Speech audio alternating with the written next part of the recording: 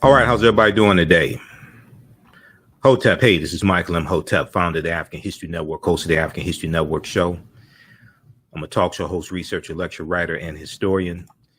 So it is Sunday, May 29th, 2022. And I wanted to come on for a few minutes. So I'm going to teach another session of this 10-week online class that I teach from the Civil War to the Civil Rights Movement and Black Power, 1865 to 1968. So I wanted to come on for a few minutes and talk about some of the topics that we deal with in the class. Because we look at history from 1803 with the Louisiana Purchase and the Haitian Revolution through 1968, Civil Rights Movement, Black Power Movement. So I'm going to teach a session of this class as soon as we finish this broadcast, right around 3:30 p.m. or so today. So you can join us live in the class at our online school. So some of the things that we deal with in the class, and I'm going to show you some of the slides also. We look at the Red Summer of 1919, okay? The Red Summer of 1919, where you had over 25 major race riots in this country. And this was after World War I ended, okay? And in 2019, when you had the 100th anniversary of the Red Summer of 1919, that's when a lot of people really started finding out about the Red Summer, okay? But this ties into a deep history of lynchings, domestic terrorism in this country, ties into a history of the Ku Klux Klan and the rejuvenation of the Ku Klux Klan. All this ties into this history. And what we're going to see is that African-American World War I veterans are going to use the skills that they learned during World War I in the U.S. involvement in World War I. U.S. gets involved in 1917. They're going to use these skills to fight back and protect their communities, all right?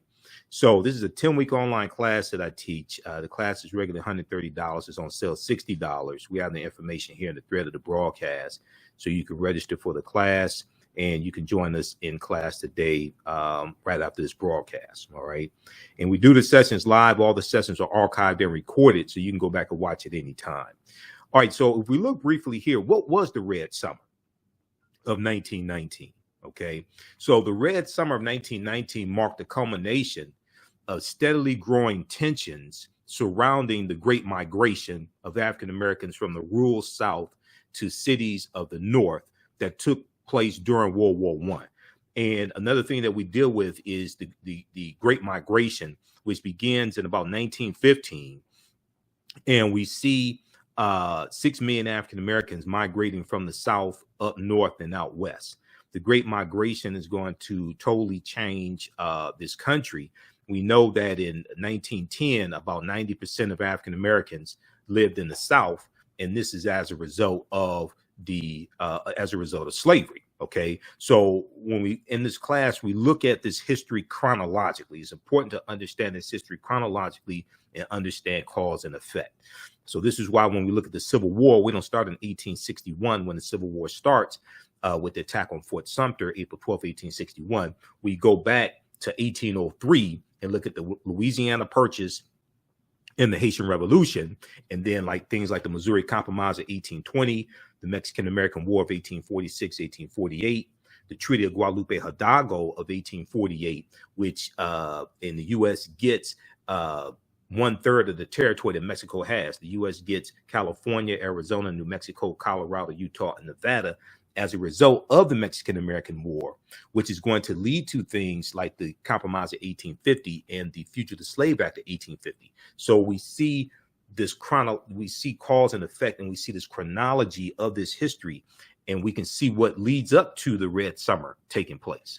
Okay, so when the war ended in 1918, when World War I ends in 1918, thousands of servicemen returned home fighting in Europe, return home from fighting in Europe to find that their jobs in factories, warehouses, and mills had been filled by newly arrived Southern African Americans or immigrants. Okay, so this is going to cause racial tensions. There were about 5 million men who fought in World War I. When these white men left, they had jobs. When they come back, their jobs are being filled by African Americans who migrated from the South up north and by immigrants who were already here.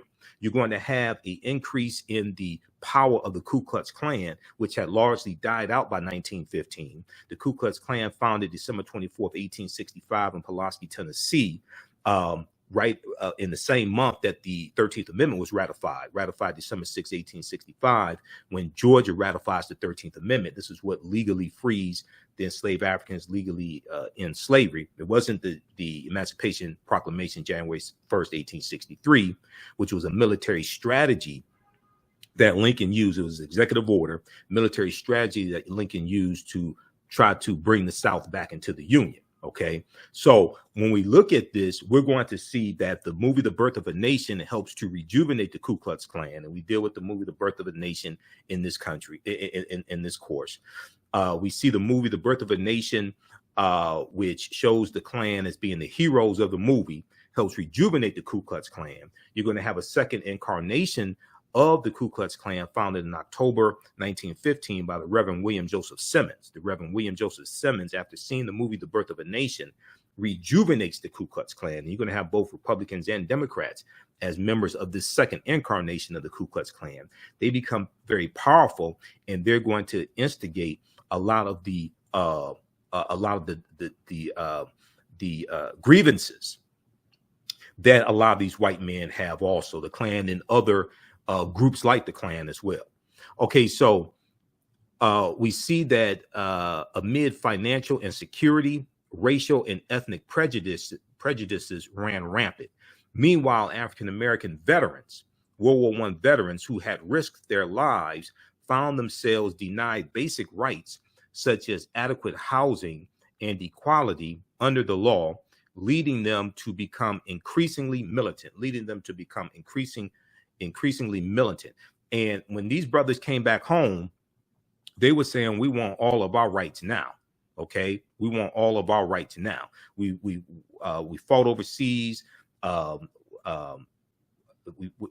We fought for freedom abroad. Now we want all of our rights here at home. We're not going to deal with the lynchings and the segregation anymore. Okay, one of those major race riots was in Chicago.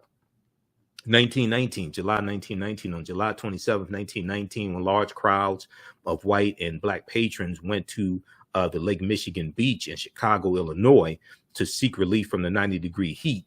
An angry dispute erupted over the stoning of Eugene Williams, who was a young African-American swimmer. I think he's about 17 years old, who inadvertently crossed an imaginary segregated boundary that was in the water, in the lake, an imaginary segregated boundary.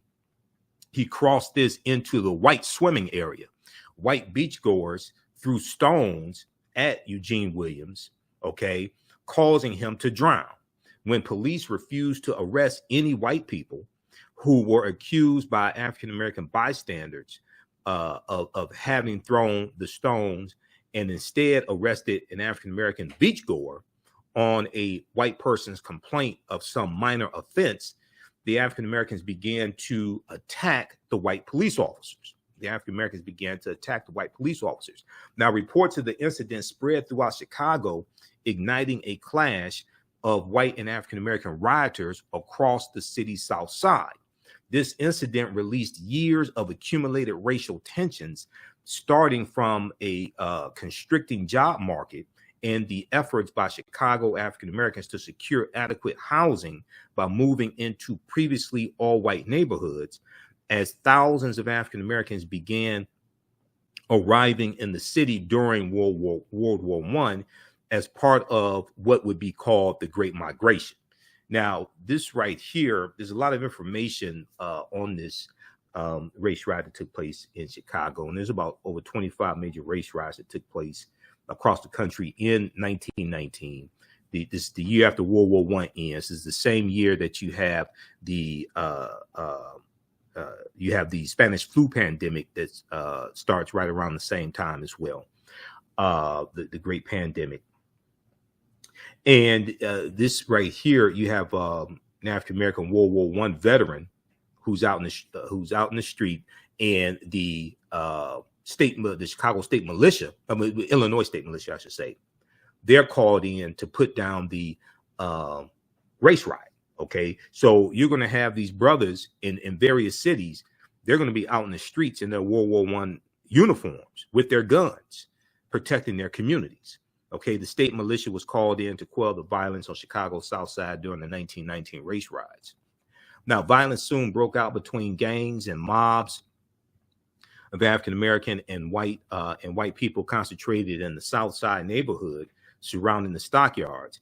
After police were unable to quell the violence, the state militia was called in on the 4th day of the race riot, but the fighting continued until August 3rd. Shootings, beatings, and arson attacks eventually left 15 whites and 23 African Americans dead, and more than 500 more people, around 60% African American, were injured. An additional 1,000 Black families were left homeless after rioters torched their residences. Now, here's another picture here.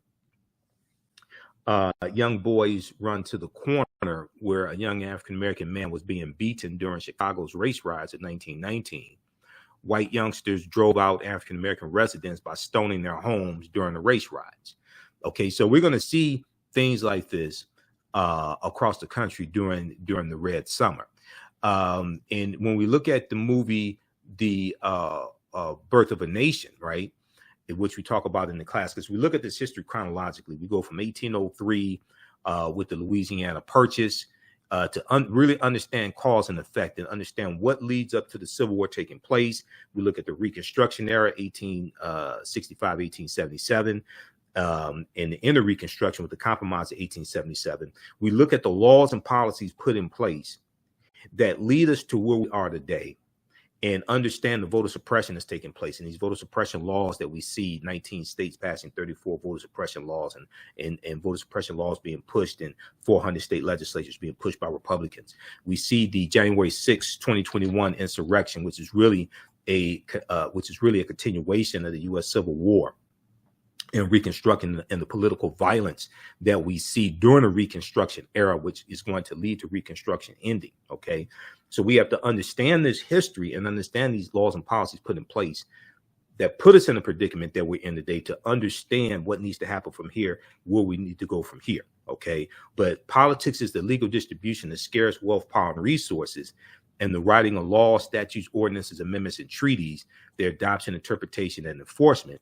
And we have to understand how all this is connected. And this is why understanding this history is so important, because laws and policies shape historical events and historical movements. And those historical movements come into existence to then create laws and policies to address the conditions that were the reason why these movements took place in the first place. Okay. So how's everybody doing today? Share this broadcast on your social media platforms. Invite your friends to tune in. Also in this class, we deal with the Haitian Revolution. Some of you may have seen the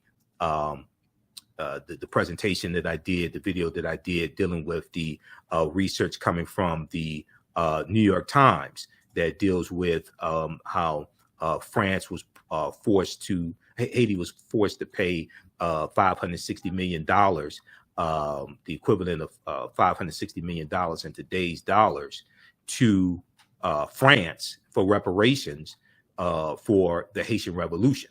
Okay, and all this history is tied together. And then what we're going to see is we're going to see that what we're going to see when we study the history of Haiti is that because of the partly because of the Haitian Revolution, we're going to see that France has to sell the land that the U.S.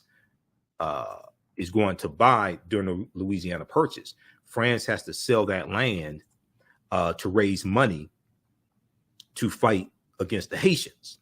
And with the Louisiana Purchase of 1803, that was one of the largest accomplishments of President Thomas Jefferson. The U.S. is going to basically double the territory, and double the territory at this time. The U.S. gets 828,000 square miles of land for less than 3 cents an acre. And what this is going to do is provide more fertile land for crops to be grown on, and this increases the need for African slave labor in some of these states, some of this territory that the U.S. gets from France. The Louisiana Purchase of 1803 brought into the United States about 828,000 square miles of territory from France. And this is land that France basically stole from Native Americans and African people who were already here. Okay, France had no legal claim to this land. They basically stole the land. These are colonizers.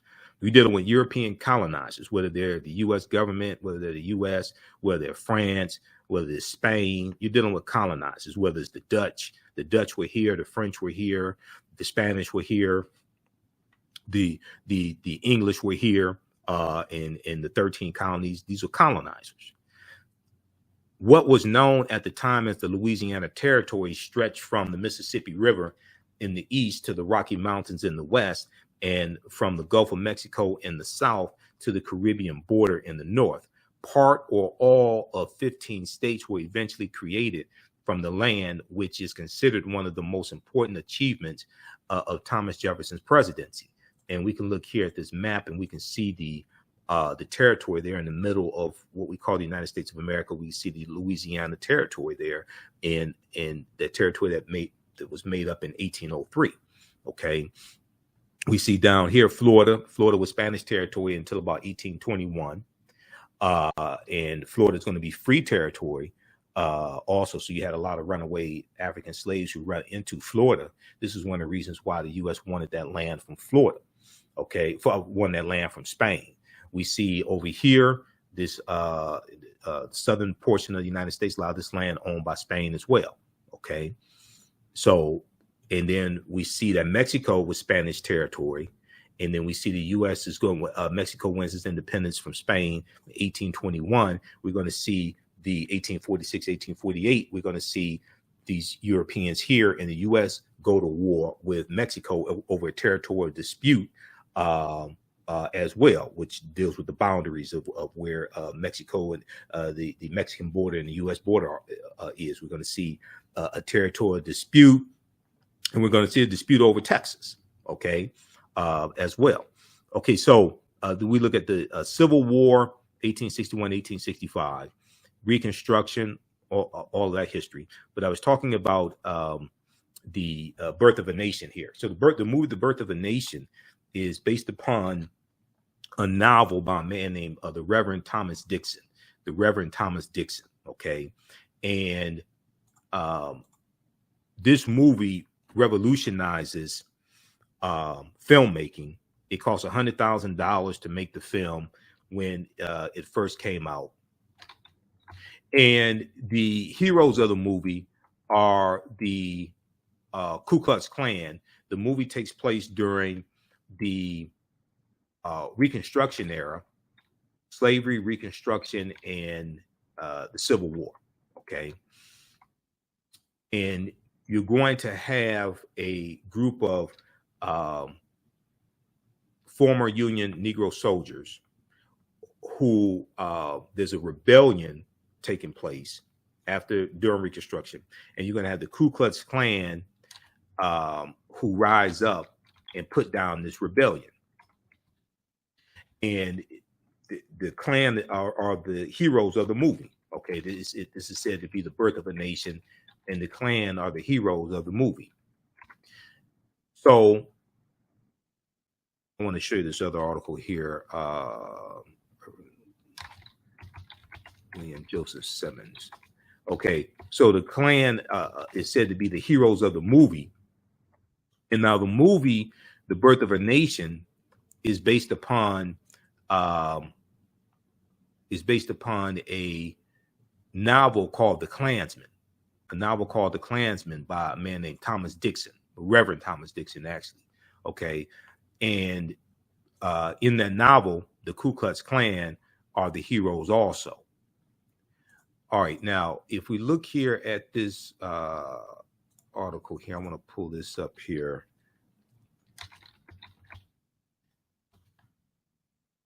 This is about the Reverend William Joseph Simmons. And this is a good article from the Washington Post. This deals with the the preacher who rejuvenated the Ku Klux Klan.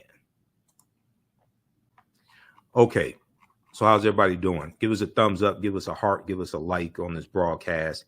You can register for this 10-week online class. I teach this on Sundays.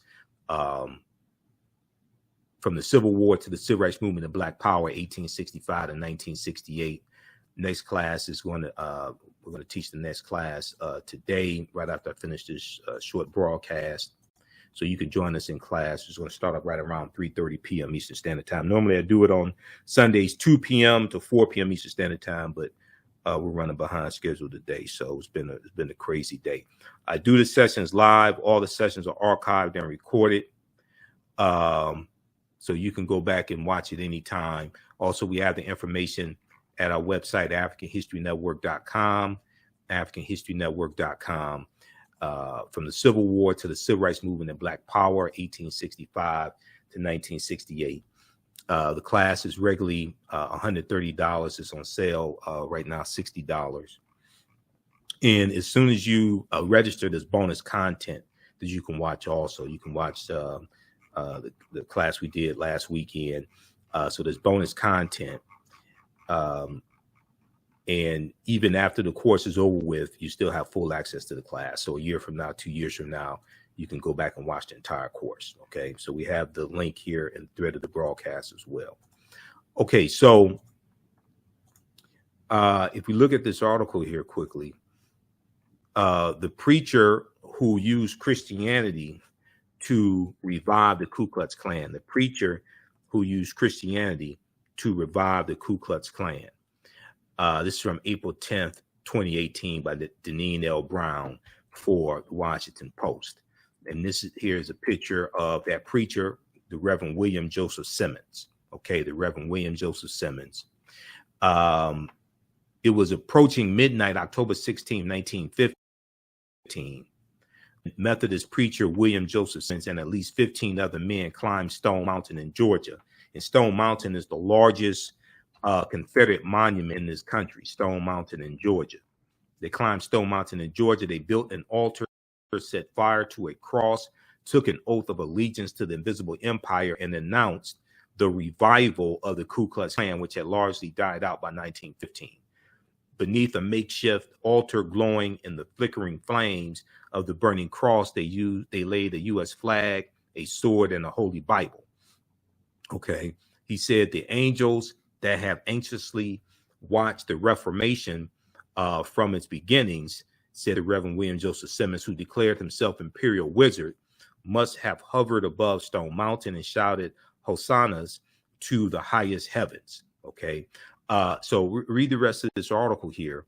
And this is, you see them using Christianity, fusing Christianity with white supremacy, or we could say white European Christianity with white supremacy to support domestic terrorism, which is a lot what you see, some of the language you see coming from certain factions of the Republican Party, certain of these white Christian fundamentalist things like this. You see some of the same language mixed with Second Amendment rights and things like this. So read the article here as well. All right, and it talks about the movie The Birth of a Nation. The Invisible Empire's comeback was aided by Hollywood's first blockbuster, D.W. Griffith's The Birth of a Nation, which glamorized the Ku Klux Klan. Restricting membership to white Christians, the Klan wore white robes to symbolize purity, burned crosses to signify the light of Christ, and picked selective scriptures from the Bible to preach white supremacy. Picked selective scriptures from the Bible to preach white supremacy. This is what a lot of these Republicans are doing today. Okay, the very same thing. So this is why we have to understand this history, understand what happened, so we can change the course and keep history from repeating itself. Okay, and then also, some of you all saw the broadcast I did dealing with Haiti and the New York Times expose that they did dealing with the Haitian Revolution and how Haiti was forced to pay reparations to France. Haiti was forced to pay reparations to France. They have this piece here, the ransom demanding reparations and ending up in exile. And it talks about then President Jean Bertrand Aristide back in 2003 when he demanded reparations be paid to Haiti, to France. And it deals with how the French and the U.S. government were involved in a coup to overthrow Jean Bertrand Aristide. It deals with this, but it goes into the history and deals with how Haiti was forced to pay equivalent of $560 million to France. Okay, the New York Times scoured thousands of pages of archival government documents to determine how much Haiti sent to France over the course of generations, not just in official payments to former slaveholders, but also for a loan to help pay them. Because Haiti was, they talk about what we call the double debt.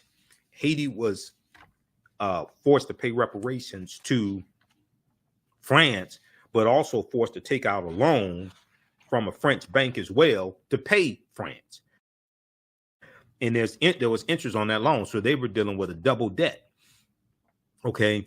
Not just in official payments to former slaveholders, but also for a loan to help pay them. We found that Haiti paid France a total of $560 million. We found that Haiti paid France a total of $560 million in today's dollars. But that only begins to account for the loss. But that only begins to account for the loss. With the help of 15 leading economists from around the world, we have modeled what might have happened if that money, had gone into the Haitian economy. Okay. We have modeled what may have happened if that money had gone into the Haitian economy rather than being shipped off to France without getting any goods or services in return. Our estimates found that over time, the payments to France cost Haiti $21 billion to $115 billion in lost economic growth. But in perspective, that is anywhere from 1 to 8 times the size of Haiti's entire economy in 2020.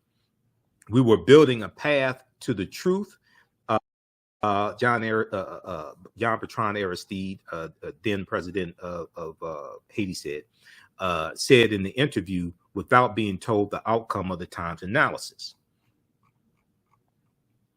Okay, so check this piece out here from the New York Times, demanding reparations and ending up in exile. Okay, and this is a huge, they did 3 huge articles in this series.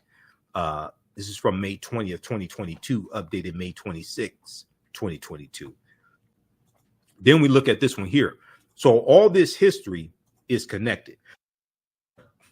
All this history is connected. And this is why we deal with this history chronologically in the class. Okay, so if you look at this one here, 6 takeaways about Haiti's reparations to France. 6 takeaways about Haiti's reparations to France. How did the modern world's most successful slave revolt give birth to a desperately poor nation? Here's a summary of what a team of New York Times correspondents found out. And if you look here at number 1, they talk about double debt that started it all. The double debt that started it all.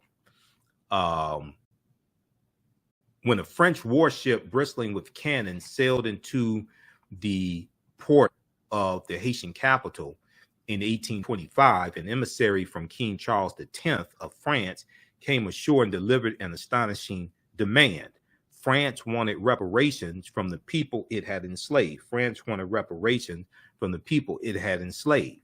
Okay, ordinarily the defeated are the ones who pay reparations, not the victors. Just a decade earlier, France had paid. France had been forced to pay reparations to its European neighbors after the failed military campaigns of Napoleon Bonaparte. Now, the very emperor whose forces were also defeated by the Haitians, but Haiti was virtually alone in the world with no powerful allies. Haiti was virtually alone in the world with no powerful allies. It was fearful of being invaded and eager to establish trade with other nations, so it agreed to pay. Demand was for 150 million French francs to be turned over in 5 annual payments, far more than Haiti could pay. So France pushed Haiti to take a loan from a group of French banks to start paying. Okay, now that Sisyphean weight came to be known as the double debt, which has a crippling effect on Haiti today. Okay, so then they look at the true cost to Haiti then and today. The New York Times tracked each payment Haiti made over the course of 64 years. In all, they added up to about $560 million in today's dollars. Okay, but the loss to Haiti cannot just be measured by adding up how much was paid to France and to outside lenders over the years. Every franc shipped across the Atlantic, their currency, the French currency, the franc. Every franc shipped across the Atlantic Ocean to an overseas bank vault was a franc not circulating among Haiti's farmers, laborers, and merchants. Okay, so the sort of expenditures that helped nations become nations that enable them to prosper.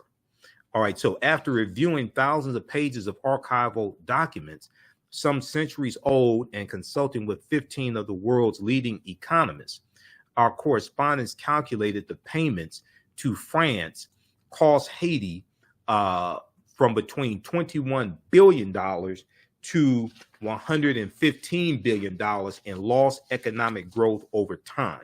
That's over that period of 64 years.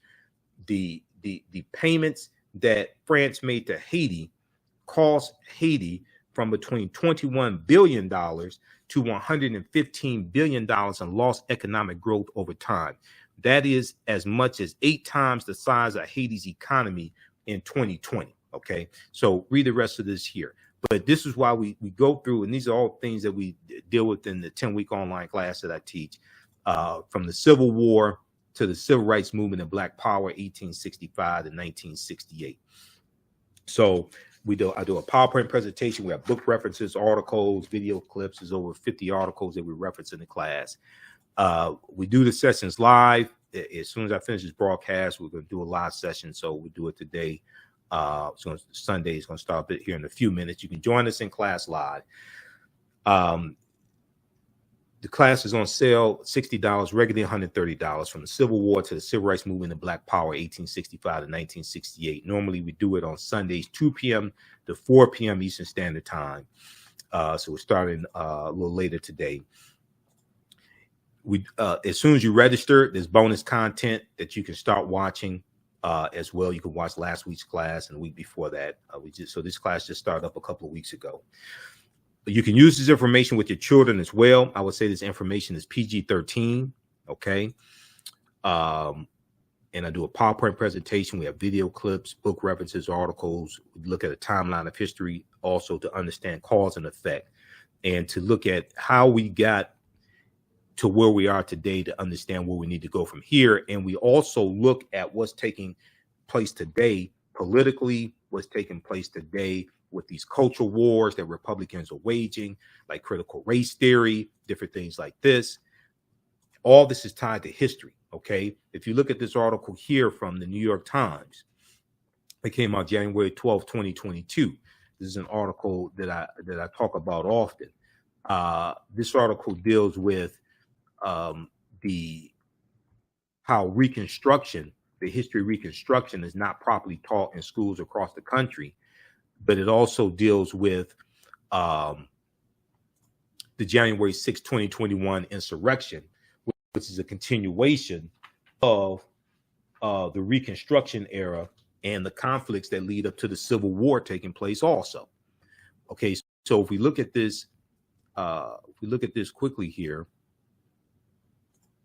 a new report finds that 45 states are failing students about the period that shaped race relations after the Civil War. This is from Time Magazine, time.com, January 12, 2022. In the aftermath of the insurrection a year ago, January 6, 2021, at the U.S. Capitol, many leading historians drew parallels between the violence and the Reconstruction era, period of political revolution directly following the American Civil War. Okay, so Eric Foner, who's a Pulitzer Prize winning historian and the author of the book Reconstruction, America's Unfinished Revolution, 1863 to 1877, he said in an interview with the New Yorker magazine published a week after the January 6th insurrection, he said, the events we saw reminded me very much of the Reconstruction era. The events we saw reminded me very much of the Reconstruction era and the overthrow of Reconstruction, which was often accompanied or accomplished, I would say, by violent assaults on elected officials. All right. And these violent assaults on elected officials, this is one of the reasons why you're going to have the Ku Klux Klan Act of 1871. Okay, now scholars say studying the aftermath of the Civil War can help put in context many of the most seminal events in the U.S. in recent years, because all this history is connected. The history is connected to laws and policies and politics. It's connected to movements that take place in this country. That's why we have to understand a chronology of this history and cause and effect. Seminal events in the U.S. in recent years, from the brutal murder of George Floyd by police in 2020 to the voter suppression laws enacted after African-American voters played a big role in helping Joe Biden and Kamala Harris be elected president and vice president in 2020. Despite the timeliness of the era in today's climate, many students in American schools will not get a full education on Reconstruction until they go to college. Problem is, many of them are not going to go to college, so they're never going to get this type of history. In social studies standards for 45 out of 50 states and the District of Columbia, discussion of Reconstruction is partial or non-existent. Discussion of Reconstruction is partial or non-existent, according to historians who have reviewed the period, how the period is discussed in K-12 social studies standards for public schools nationwide. In a report produced by the education nonprofit, the Zen Education Project, the study's authors say they are concerned that American children will grow up to be uninformed about a critical period of history that helps explain why full racial equality remains unfulfilled today. You're largely dealing with a dumbed down electorate.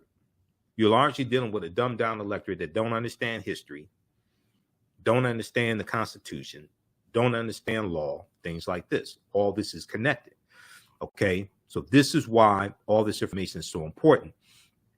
The Zen Education Project, a free website, a website with free downloadable lessons and articles about history topics, is an outgrowth of Howard Zann's 1980 A People's History of the United States, which helped popularize an approach to studying history from the bottom up and incorporating the often overlooked histories of people of color. Now, the Reconstruction era, a period roughly from 1865 to 1877, saw immense social, political, and economic outgrowth as the U.S. worked to rebuild society in the aftermath of the Civil War. In this period, 3 constitutional amendments were ratified: the 13th, 14th, and 15th Amendments, which barred discrimination in voting, the 15th Amendment on account of race. These advances helped facilitate a rise in African-American office holders and Black voters during the Reconstruction era. Okay. Then we're going to see this backlash towards the inner Reconstruction, definitely, but after Reconstruction ends in 1877. But in the late 1870s, the federal government pulled out of its role. The federal government pulled out of its role helping to enforce Reconstruction policies per a deal struck by congressmen to settle the disputed 1876 election in which Ohio Governor Rutherford B. Hayes won the presidency in exchange for the removal of federal troops in the South. Enforcement of Reconstruction policies was left up to state and local governments, paving the way for Jim Crow era state segregation laws that would not be declared unconstitutional for roughly another century. Okay, this is why you needed a Civil Rights Act in 1964. Okay, this is why you needed the Voting Rights Act of 1965. Okay, because of what happened at the Mississippi State Convention in 1890, what happened in the state legislature in Tennessee in 1881, where they passed laws to segregate public transportation. What happened in Florida in 1889, when Florida passed a law instituting the first poll taxes in this country as a way to get around the 15th Amendment. And poll taxes, you had to pay to register to vote. Okay, and this was targeting African-American men, because these were basically the ones voting. Women did not get the right to vote till 1920 with the 19th Amendment. And then when we look at what happens at the Mississippi State Convention of 1890, we see that African-Americans were the majority of the population in Mississippi in 1890, and the majority of the voters. Okay. The Mississippi plan to keep blacks from voting in 1890. We came here to exclude the Negro. We came here to exclude the Negro. And this is this is a direct quote from Solomon Saladin Calhoun, who was the man who presided over the Mississippi State Convention. Okay. Let's take a look at this. How's everybody doing today? How you all like this type of information? Okay. Be sure to register for this 10-week online class that I teach on Sundays, from the Civil War to the Civil Rights Movement and Black Power, 1865 to 1968. We teach this at our online school. We do the sessions live. All the sessions are archived and recorded. We're going to do this class today as soon as I end this broadcast. So you can register. Class is going to start right about 4 o'clock today, 4 p.m. Eastern Standard Time. Normally, we do it 2 p.m. to 4 p.m. Eastern Standard Time on Sundays, but we're running behind schedule today. I had to do a presentation at African Liberation Day on Saturday here in Detroit at Al-Kibalan Village. So I was there all day and just throwing my day off. But we do the sessions live. All the sessions are archived and recorded. You can go back and watch this class anytime. Okay, so you don't have to be present in class to watch. After the class, each class is over with, the sessions are archived and recorded. You can watch from around the world. You can use this information with your children also. I would say the information is PG-13. It's very visual. I do a PowerPoint presentation. We have book references, articles, video clips. So you're going to learn a lot in this class, a lot of information you did not learn in school as well. This is the second class that I teach. The first class that I teach is I do on Saturdays, Ancient Kemet, the Moors, and the Ma'afa, Understanding the Transatlantic Slave Teach you in school. Okay, so we deal with thousands of years of history and what leads up to the transatlantic slave trade taking place. This class is on sale $80, regularly $130. From the Civil War to the Civil Rights Movement and Black Power, that's on sale $60, regularly $130. In this first class, we deal with thousands of years of history, what leads up to the transatlantic slave trade taking place. We go through and analyze the transatlantic slave trade. So you can register for the bundle, the course bundle, where you get both of these classes. The course bundle is only $100. Okay, so this is a $260 value. You'll get both classes. Same format. You can go back and watch anytime, a year from now, 2 years from now. you'll still have full access to the classes. Okay. You can also use this class with your children as well. I would say the information is PG-13. And if you've taken any of my online classes in the past, I've been teaching these online classes since 2017, from the Civil War to the Civil Rights Movement and Black Power. I've been teaching that since 2017 on and off. And it has evolved immensely since I first taught the class. And the second class, from the Civil War to the Civil Rights Movement and Black Power, 1865 to 1968, I started teaching that class in late 2021. That class has evolved as well. But if you've taken any of my online classes in the past, email me at TheAHNShow@AfricanHistoryNetwork.com. You can get a 50% discount, okay, on the course bundle. So you can get a 50% discount on the classes. But if we look at this quickly here, dealing with the Mississippi State Convention of 1890. And if you saw the series Eyes on the Prize, okay, if you saw the series Eyes on the Prize, the first Eyes on the Prize series, which looks at 1955 through 1968, and it starts with the lynching, the murder of Emmett Till. They talk about the Mississippi State Convention in here, and they talk about how to register to vote in Mississippi, you had to be able to explain one of the something like 250, 260 parts of the Mississippi State Constitution.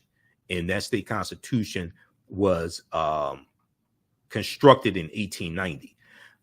The Mississippi plan to keep blacks from voting in 1890, we came here to exclude the Negro. We came here to exclude the Negro. So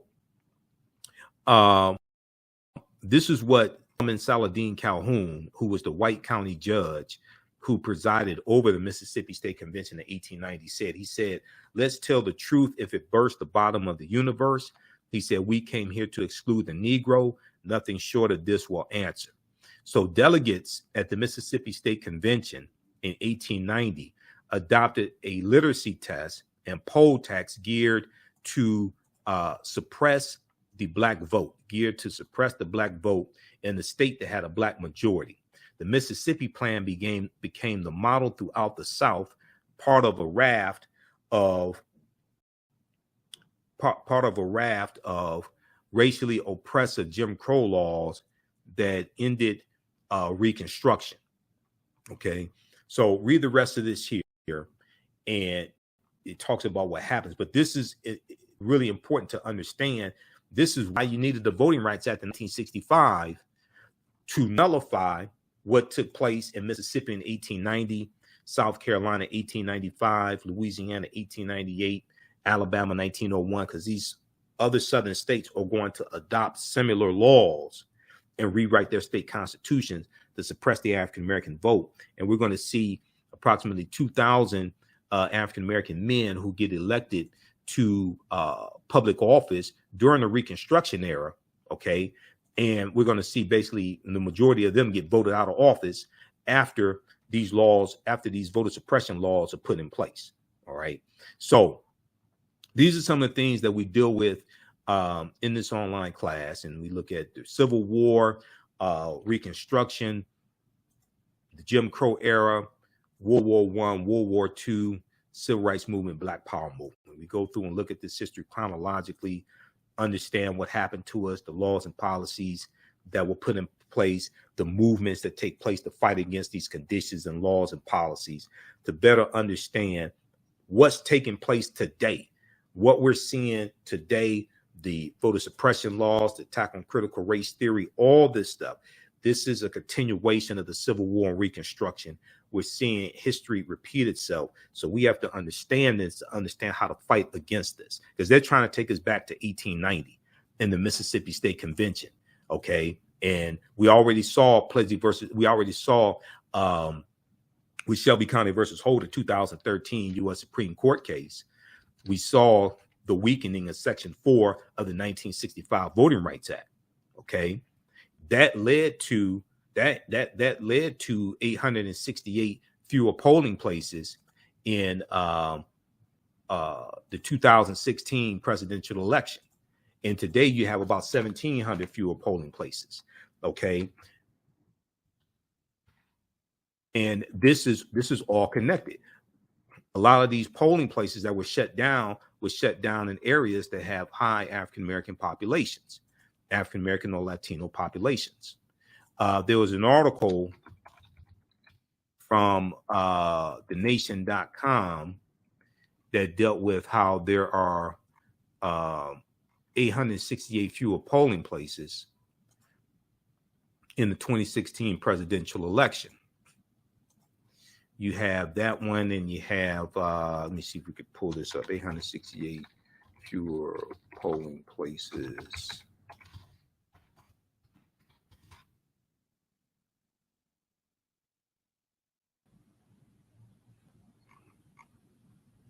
Okay, this one right here. Okay, how's everybody doing today? Give us a thumbs up, give us a heart, give us a like if you like this broadcast. Those watching on Facebook and YouTube. And how do you like this type of information? Let me know.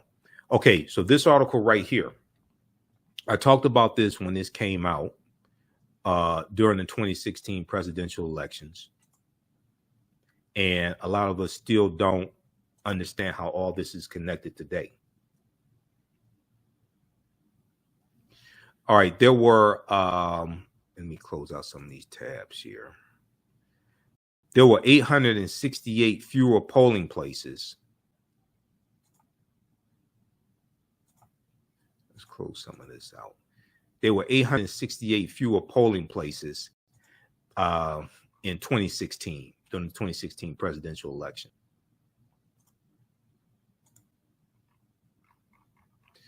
Oh man, they come up with so many ads here. Okay, here we go. There are 868 fewer places to vote in 2016 because the Supreme Court gutted the Voting Rights Act.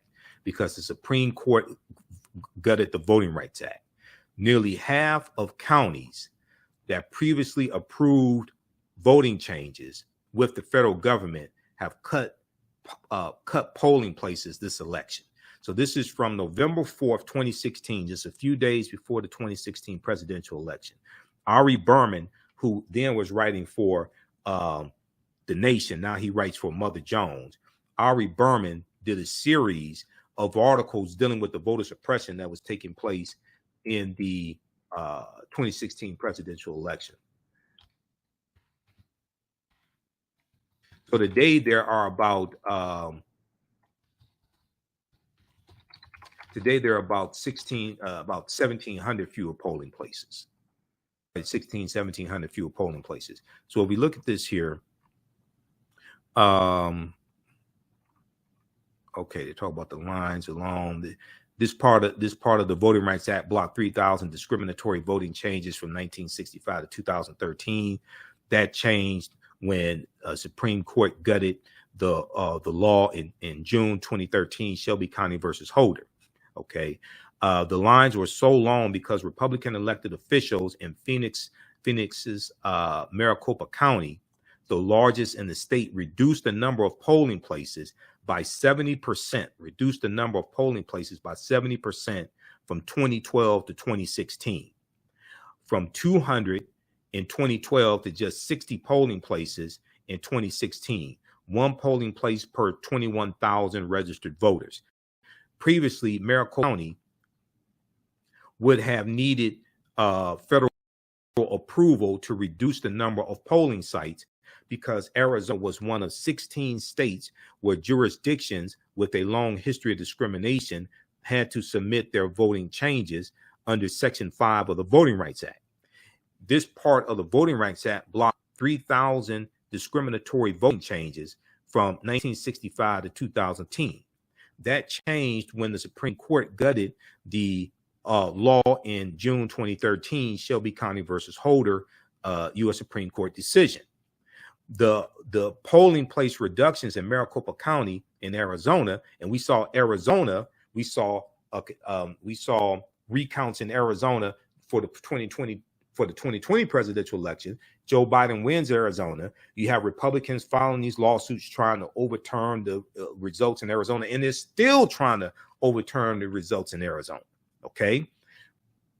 The Leadership Conference for Civil Rights surveyed 381 of the 800 counties previously covered by Section 5 of the Voting Rights Act, where polling place information was available in 2012 or 2014, and found there are 868 fewer places to cast a ballot in 2016 in these areas.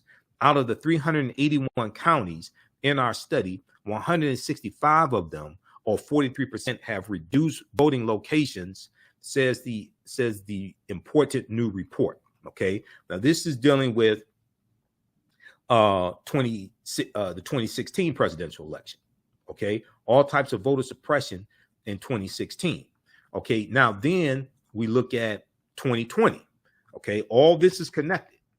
And if you go back and look at the voter suppression measures that were taking place, the domestic terrorism, the political violence that was inflicted upon African Americans during Reconstruction, you see the same thing. And then you look at what took place after Reconstruction ended and rewriting the state constitutions to impose poll taxes and literacy tests, and in some cases, property ownership requirements to be able to vote, like we saw in Louisiana in 1898, and then Louisiana instituting the grandfather clause, which stated that if your grandfather could not vote prior to 1867, then you can't vote, as other ways to get around the 15th Amendment of the U.S. Constitution of 1870. So we look at this article here from Mother Jones, written by Matt Cohen. This is September 10th, 2019, September 10th, 2019. Okay. More than 600 polling places have closed since the Supreme Court gutted the Voting Rights Act. More than 600 places have closed, polling places have closed since the Supreme Court gutted the Voting Rights Act. Okay, in 2013, the Supreme Court gutted a core provision of the Voting Rights Act, the requirement for certain states with a history of voter discrimination to pre-clear changes in their election rules with the federal government. Okay, the requirement for certain states with a history of voter discrimination to pre-clear changes in their election rules with the federal government. For decades, the 1965 law helped secure the right to vote for hundreds of thousands of people in 9 states, as well as certain jurisdictions in 6 other states, which had such a history of discrimination against minority voters. This is going back to the Jim Crow era. All this history is connected. This is why we have to understand the chronology of history, these laws and policies put in place, the backlash to movements that we enacted to deal with conditions, to understand how to fight against what's taking place right now. But in a 5-4 decision in 2013, U.S. Supreme Court case, Shelby County versus Holder, the U.S. Supreme Court ruled that the coverage formula for determining those jurisdictions subject to pre-clearance was outdated and therefore unconstitutional. If that Supreme Court case did not happen, then the voter suppression law that Texas instituted, that Senate Bill 202 from Georgia, things like this, those would be viewed as unconstitutional and would not go into effect. This is how monumental the 1965 Voting Rights Act was, but many of us don't understand it today. But Republicans understand it. That's why they filed a lawsuit. That's why they are attacking it. The consequences of the Shelby County decision were immediate. The consequences of the Shelby County decision of 2013 were immediate. States that had previously fallen under the jurisdiction of the 1965 Voting Rights Act immediately passed tough voter restriction laws and restructured election systems. When you go read articles about this, within 24 hours of the Shelby County versus Holder decision in 2013, within 24 hours, states that had these former Confederate states started passing laws, okay, to these voter suppression laws. Within 24 hours, they started doing that. States that have previously fallen under the jurisdiction of the Voting Rights Act immediately passed tough voter restriction laws and restructured election systems. But a new report released today, now this is September 2019, this article is from, a new report from September 2019 by the Civil Rights Coalition, the Leadership Conference on Civil and Human Rights, adds another dimension to the picture of how this 2013 ruling has undermined voter access by analyzing the number of polling places that have been closed since the ruling. According to the report entitled Democracy Diverted, Polling Place Closures and the Right to Vote, 1,688 polling places are now shuttered in those areas. Now, this is as of September 2019. Almost 1,700 polling places have been closed in those areas. Many of those cities and counties have high African-American or Latino populations. This was all a backlash, because I'm gonna show you this information. The 2013 U.S. Supreme Court decision of Shelby County versus Holder was a backlash to President Barack Obama being reelected in 2012, because there was a record percentage of African Americans who voted in that 2012 presidential election. 66.6% of African Americans registered to voted in that 2012 presidential election. And that was the first presidential election where the percentage of African Americans who were registered to vote, who actually voted, that was the first presidential election where the percentage of African Americans who were registered to vote, who actually voted, was higher than the percentage of white people who were registered to vote, who actually voted. This scared a lot of white Republicans to death. So then they come back and attack in the courts, which is the judicial branch of the federal government, which many of us don't understand, because the judicial branch of the federal government can strike down laws that are passed by the legislative branch of the federal government, and can strike down policies coming from the executive branch of the federal government. This is why the courts are so important, and who you vote for, not just president, but also the U.S. Senate, because it's the U.S. Senate that confirms Supreme Court justices, and it's the U.S. Senate that confirms federal judges who are nominated by the president. So what we saw here, we saw Republicans going to the judicial branch of the federal government to attack laws passed by the legislative branch of the federal government. So the 1,688 polling places have been closed as of September 2019. The report, which is a follow-up to a 2016 analysis, looked at 757 counties and found that 298 of them, or 39%, reduced their number of polling places between 2012 and 2018. Okay, so read the rest of this piece here. All this is tied to history. Okay, what took place? The Mississippi, the U.S. Supreme Court case of Shelby County versus Holder 2013, right? That is undoing. That's basically doing like the same thing that the Mississippi State Convention did in 1890, but the Mississippi State Convention was just in one state, and rewriting the state constitution was one state. What the U.S. Supreme Court did, this opens the floodgates for Republicans and state legislatures outside of those former Confederate states to pass these voter restriction bills. So this is all connected. Politics is the legal distribution of scarce wealth upon resources, and the writing of laws, statutes, ordinances, amendments, and treaties, their adoption, interpretation, and enforcement. Okay? Politics is not just voting, is understanding the writing of laws, statutes, ordinances, amendments, and treaties, their adoption, interpretation, and enforcement. So if we look here, this last piece right here, And if you like this type of information, you can join us in class today or register for the class, and you can watch today's class later because the class will be archived also. If you need me to post the information again, let me know. We look at this article here. This is from history.com, official website of the History Channel. How Jim Crow era laws suppressed the African-American vote for generations.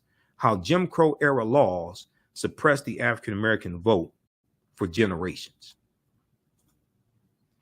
In the this is from May 13th, 2021, history.com, which is the official website of the History Channel. How Jim Crow era laws suppressed the African-American vote for generations. In the wake of the passage of the 15th Amendment of 1870 and Reconstruction, several Southern state laws that restricted African Americans' access to voting. Following the ratification in 1870 of the 15th Amendment, which barred states from depriving citizens the right to vote based on race, Southern states began enacting measures such as poll taxes, literacy tests, all white primaries, like we see in Texas, like we saw in Texas, all white primaries, felony disenfranchisement laws, which we see pop up right around 1870. You have these former Southern states start passing laws saying if you are a convicted felon, you lose your right to vote. That was designed to attack African Americans voting as well. Grandfather clauses that we see start in Louisiana, 1898. Fraud and intimidation to keep African Americans from the polls. Okay, focused on retaining white supremacy in the electoral process. And this is what we see today with these Republicans pushing voter suppression bills, is to maintain white supremacy, including in states where they have a declining white population, like in Texas. Focused on retaining white supremacy in the electoral process. Legislators use loopholes in the 15th Amendment to implement a range of measures to disenfranchise Black voters without explicitly characterizing them on the basis of race. Okay, so they didn't say explicitly this was discriminated against African Americans, but they use ways like poll taxes, literacy tests, grandfather clauses, property ownership requirements to get around the 15th Amendment to attack African American voters. After more than 500,000 Black men joined the voting rolls during Reconstruction in the 1870s, helping to elect nearly 2,000 African American men to public office, Mississippi led the way in using measures to circumvent the 15th Amendment. Mississippi's Jim Crow era laws then set a precedent for other Southern states to use the same tactics to assault Black enfranchisement for nearly a century until the passage of the Voting Rights Act in 1965. It took 75 years. See, this is what a young activists need to understand today. Okay, it took 75 years from the Mississippi State Convention of 1890 to August 1965, when the Voting Rights Act was signed into law. It took 75 years for that to take place. When you look at the Emmett Till anti-lynching bill, we've been fighting for 122 years to get an anti-lynching bill. And this is looking at when the first anti-lynching bill was introduced in 1800 by Representative George Henry White. George Henry White, who was the only African-American left in the in either the House of Representatives or Senate. He was the only African-American left in Congress because those former Confederate states changed their state constitutions and imposed poll taxes and literacy tests to suppress the African-American vote, and we got voted out of office. Okay, so when President Joe Biden signed the Emmett Till anti-lynching bill, March 29th, 2022, this was after 122 years. This is Representative George Henry White introduced the first anti-lynching bill in 1900. And then you had the Silent March in 1917, when you had 10,000 African Americans marching down Fifth Avenue in Manhattan demanding a federal anti-lynching bill. If we look at this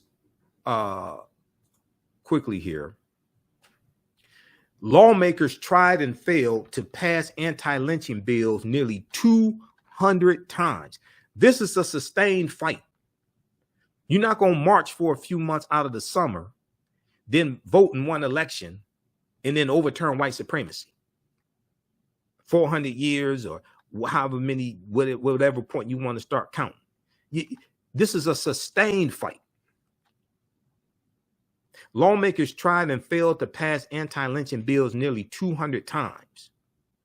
The earliest such attempt, it came in 1900 when Representative George Henry White, Republican of North Carolina, the country's only black member of Congress, stood on the floor of the House of Representatives and read the text of his unprecedented measure, which would have prosecuted lynchings at the federal level. The bill later died in committee. Okay, we've been trying for 122 years to get the bill passed. It took 75 years from 1890 to get the Voting Rights Act. It took something like over 70 years from 1896, Plessy versus Ferguson, to 1964, Civil Rights Act. 122 years to get an Emmett Till anti-lynching bill, to get a federal anti-lynching bill. This is a sustained fight. This ain't something you want to accomplish everything in one election cycle, a 2-year election cycle. The real world does not work like that. Okay, so if we go back to this last piece here, this deals with how Jim Crow era laws suppressed the African American vote for generations. Because we're dealing with people who are doing long range planning. They're planning past the 2-year election cycle. We have to do the same thing.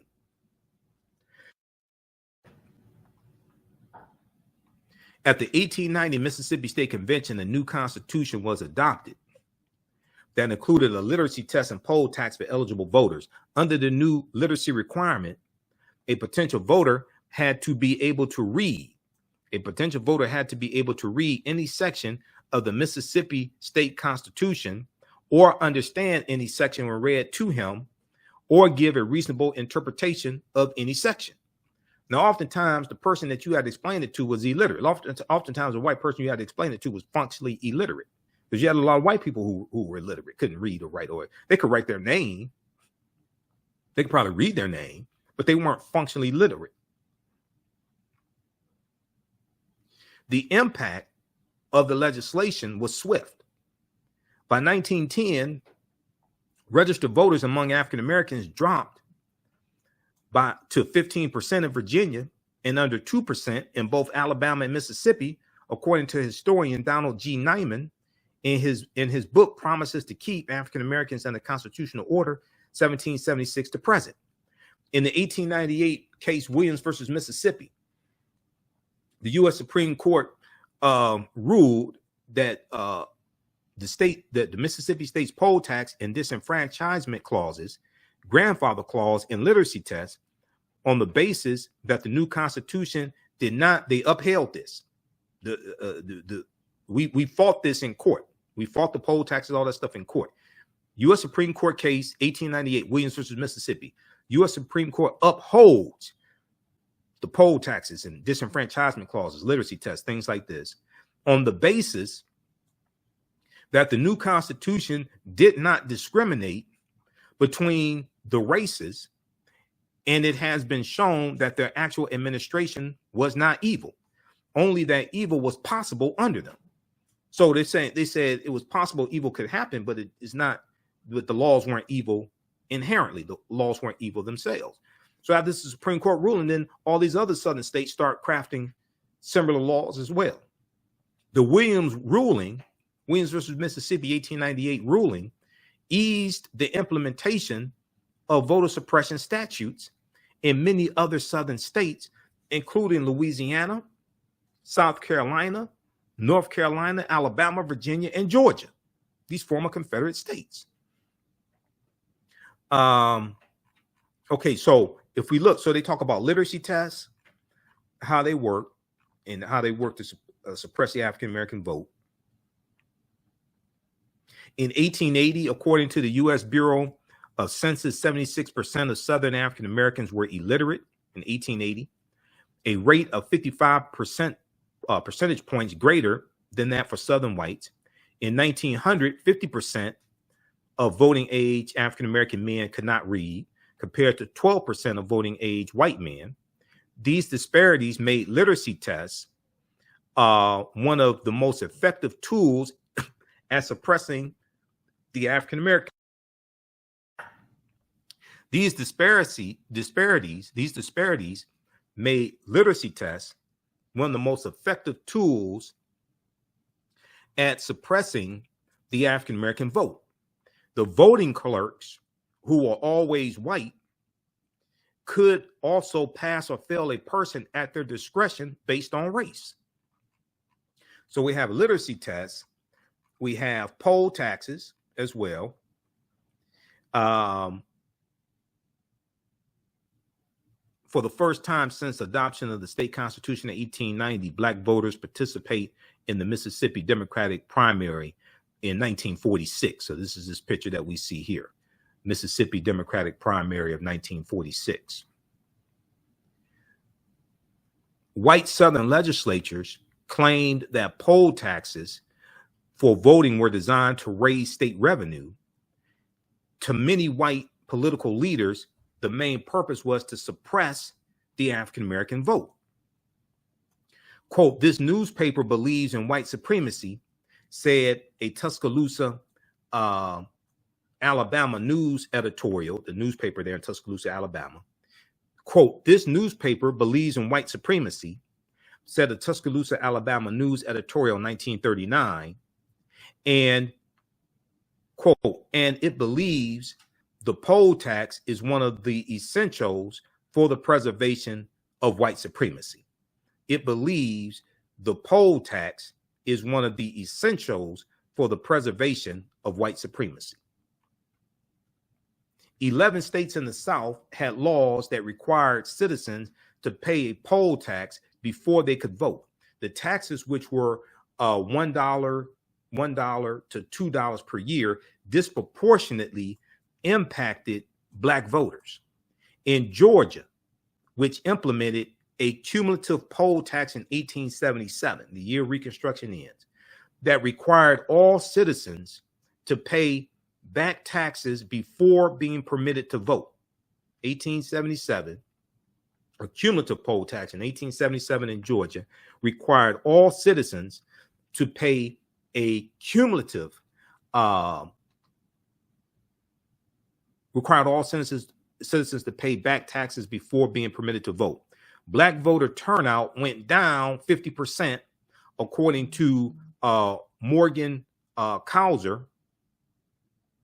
According to Morgan Causer, in the shaping of Southern politics, suffrage restriction, and the establishment of the one-party South, 1880 to 1910.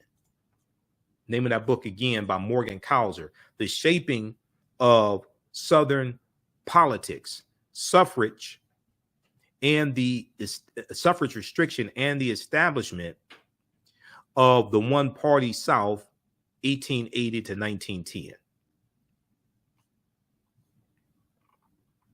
Then you had what were called all-white primaries, like in Texas, okay?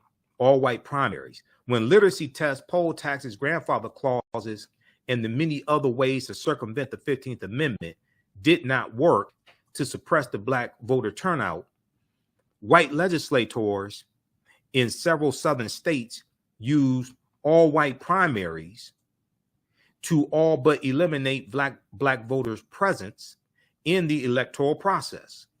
All-white primaries.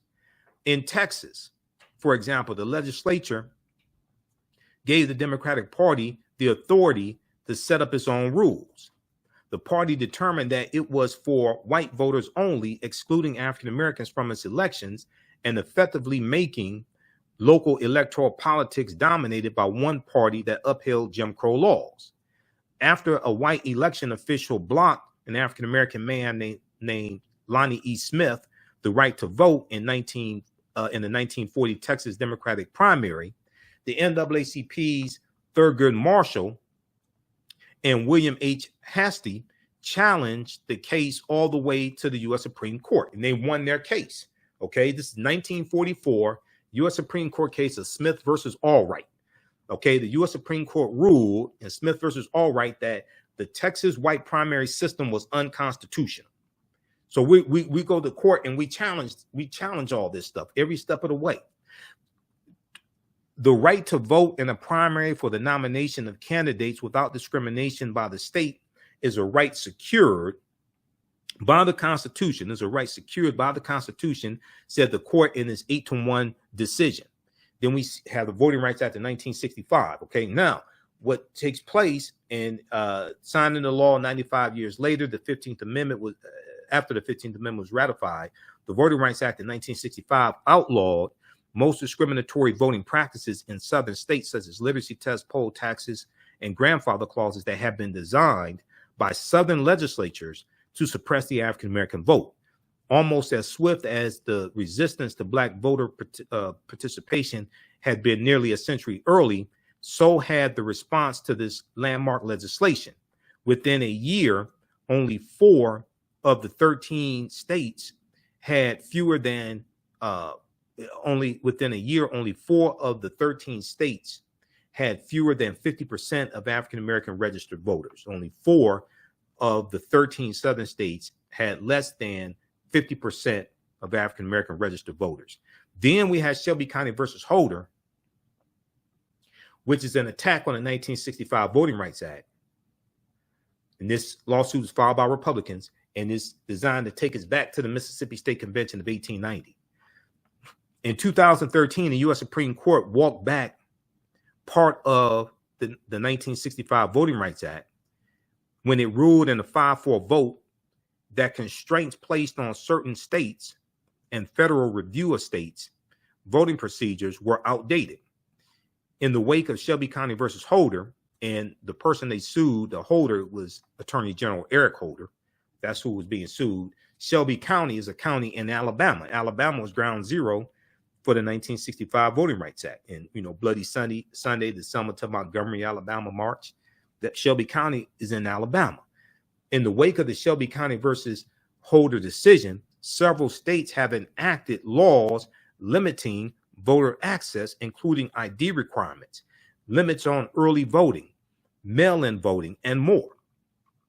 Okay, but Shelby County versus Holder, that was a backlash to the 2012 presidential election when you had a record percentage of African Americans voting.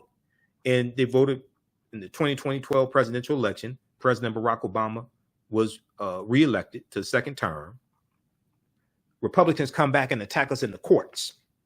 And a lot of us didn't see it coming and still don't understand what happened. A lot of us did not see this coming and still don't understand what happened, and then don't understand how Shelby County versus Holder was an attack on the civil rights, the Voting Rights Act of 65, and how that influences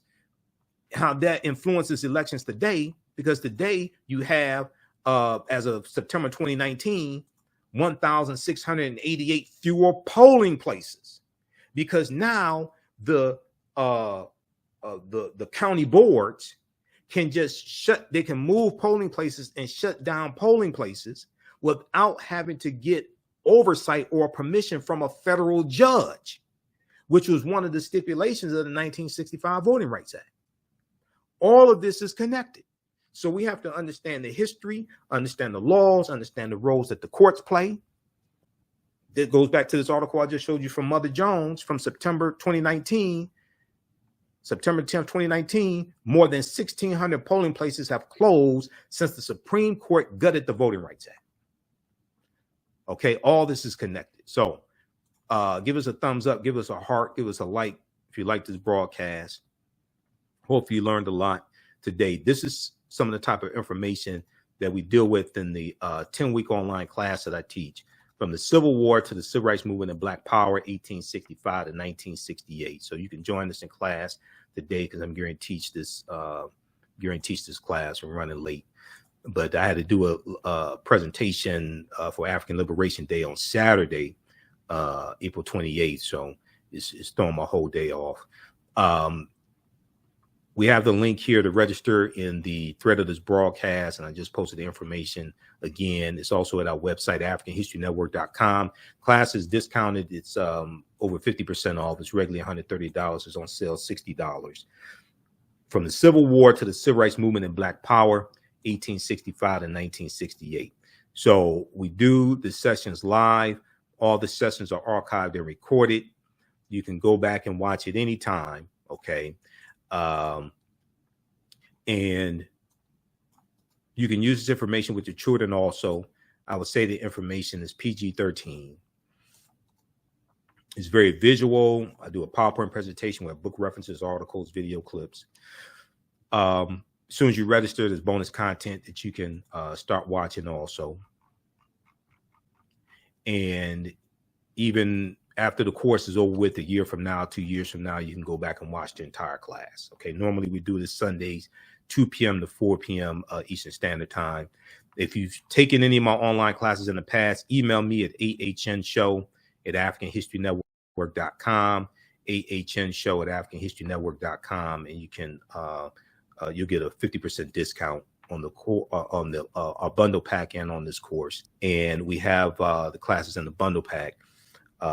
You get this class and also Ancient Kemet, the Moors, and the Ma'afa, Understanding the Transatlantic Slave Trade, what they didn't teach you in school. You get that in the bundle. The bundle has been reduced down to $100, so you're going to get 50% off the bundle if you've taken any of my classes before as well. So email me at AHNshow@AfricanHistoryNetwork.com. Okay. All right. So you can join us in class today, because I teach this at our online school. So I'm going to teach this class now. And follow us here on our Facebook fan page, The African History Network. Give us a thumbs up, give us a like, give us a heart. Turn on live notifications so you know when we go live. Follow me on my YouTube channel, Michael Imhotep, IMHOTEP. Also, on turn on live notifications so you know when we go live. And thanks for your support with the African History Network. This helps us keep doing the research, stay on the air, keep broadcasting, pay some of the bills as well. You can also support us, $ TheAHNShow through Cash App, $ TheAHNShow through Cash App, or through PayPal, paypal.me/TheAHNShow. If you want to pay for the class through Cash App, you can do that as well. Just email me. We'll set that up for you also. And be sure to listen to the African History Network show Sundays, 9 p.m. to 11 p.m. Eastern Standard Time on 9-10 a.m. the Superstation WFDF. March was my 12th year anniversary of me broadcasting the show. April was the 6th year anniversary of me doing it on 9-10 a.m. Superstation WFDF. So I'm going back to just doing the show Sundays, 9 p.m. to 11 p.m. Eastern Standard Time. This past Thursday, April 26th, was my last day doing the show daily. I'm just going back to doing it on Sundays, 9 p.m. to 11 p.m. Eastern Standard Time, because it takes a lot of research to do each episode of the show, research the information, and it's just taking up too much time. Since the show was late at night, starting at 11 p.m., it caused me to get to bed late, get up the next morning late, things like that. So I'm just going back to doing Sundays, 9 p.m. to 11 p.m. I'll still be on Roland Martin Unfiltered on Fridays, 6 p.m. to 8 p.m. as well. Okay. All right. So thanks for joining us. You can join us in class right now also. Remember, at the African History Network, we focus on educating, empowering, and inspiring people of African descent throughout the diaspora and around the world, because right now it's correct wrong behavior. It's not over till we win. Wakanda forever. Download the iHeartRadio app also. Search for the African History Network show there. We have a channel there, and we're on 10 different audio podcast platforms: Facebook Podcasts, iHeartRadio, Google Podcasts, iTunes, Stitcher. So wherever you get your podcast from, search for the African History Network show also. Okay. Wakanda forever. Talk to you next.